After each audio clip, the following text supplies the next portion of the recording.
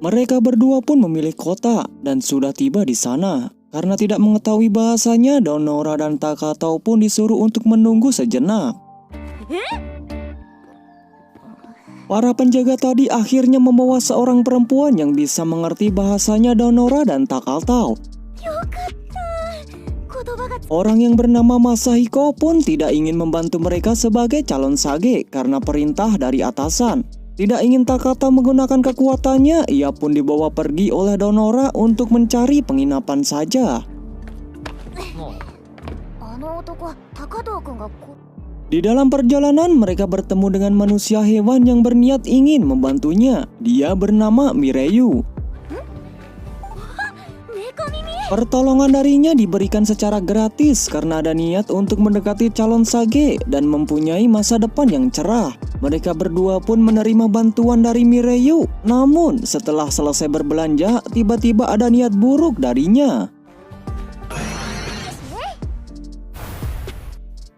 Teman-teman Mireyu pun langsung mengepung Donora dan Takatau untuk diberikan barang-barangnya. Teman-teman Mireyu berani berhadapan dengan mereka karena benci terhadap calon sage. Terlebih lagi tidak mempunyai ataupun diberikan sebuah gift.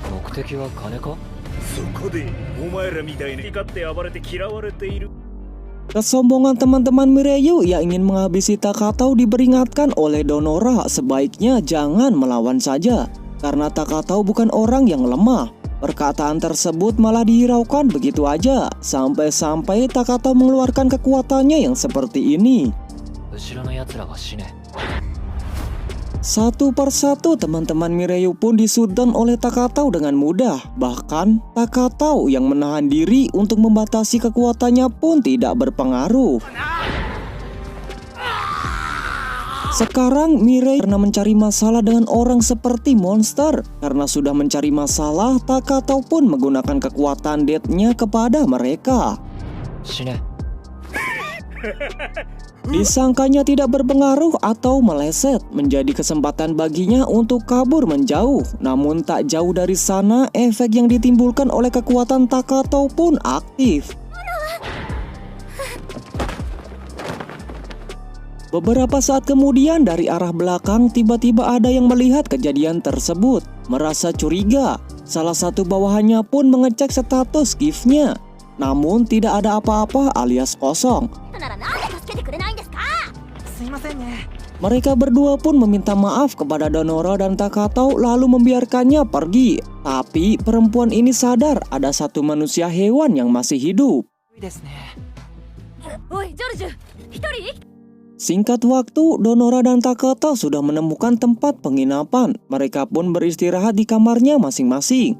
Di dalam kamarnya, Donora berharap kalau Takatau suka padanya.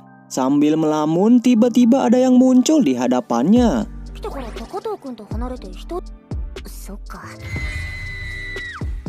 Seorang hantu bernama Donora Mokomoko yang mirip dengan kakaknya. Dia yang baru muncul sekarang karena ada alasannya.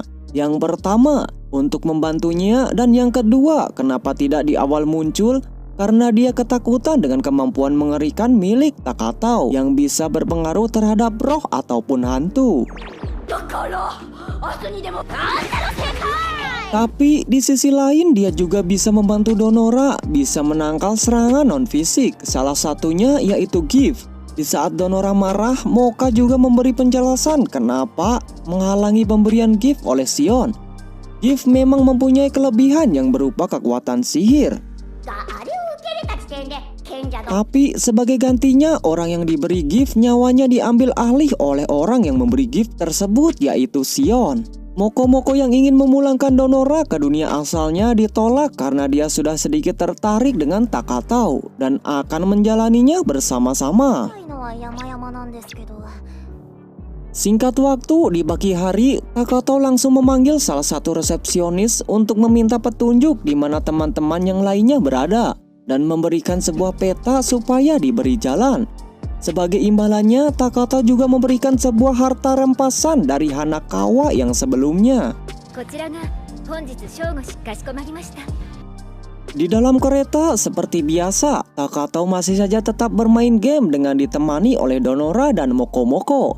Di saat mereka ngobrol tentang di mana keberadaan teman-teman yang lainnya, tiba-tiba ada serangan yang mengarah ke kereta tersebut tanpa diketahui oleh Donora. Di sisi lain, salah satu teman Mireyu tadi ternyata dibawa oleh LD untuk mencari informasi yang sebenarnya apa yang sudah terjadi. Walaupun sudah diganti bola matanya, tetap tidak bisa melihat. Sampai-sampai Sage yang bernama lain menjadikan dia sebagai vampir supaya lebih mudah menggali informasinya.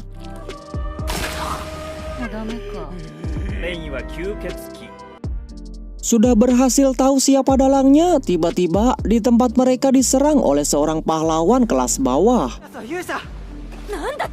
Tanpa berpikir panjang, orang yang bernama Ain yaitu orang ini langsung menggunakan pedangnya untuk melenyapkan Sage lain.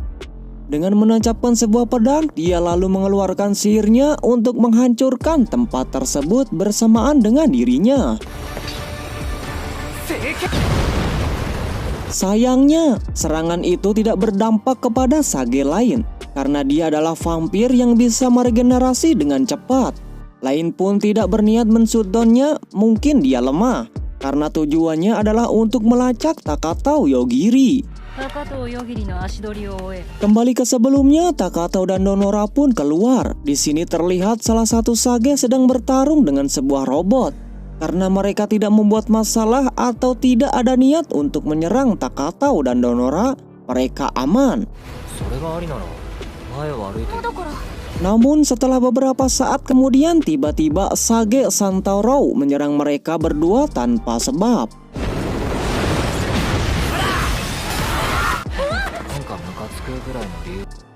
Merasa diganggu padahal tidak berurusan atau tidak melawan dan tidak membuat gerakan satupun, Takatau pun langsung menggunakan kekuatan Death Instant-nya sampai tershutdown. Sedangkan robot yang tahu kekuatan Takatau langsung meminta ampun dan bersujud.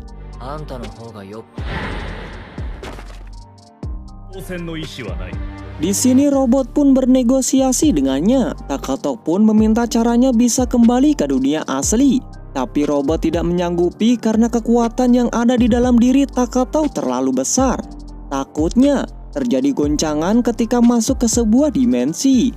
Bingung mau minta apa, tiba-tiba dari belakang hantu Mokomoko pun datang.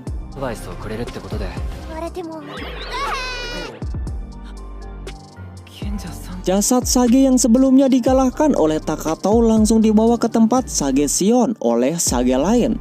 Di sini mereka bingung padahal Sage Santoro punya ketahanan terhadap Death Instant. Mau tak mau, Sage lain pun memanggil tangan kanannya untuk melacak keberadaan Takatau ke daerah Hanabusa. Karena pasukan biasa tidak bisa mengalahkannya, mungkin dia memiliki kekuatan hebat yang bisa disandingkan dengan Takatau. Di tempat lain, Donora dan Takatau yang tidak bisa kembali ke dunianya memutuskan untuk melanjutkan perjalanannya kembali.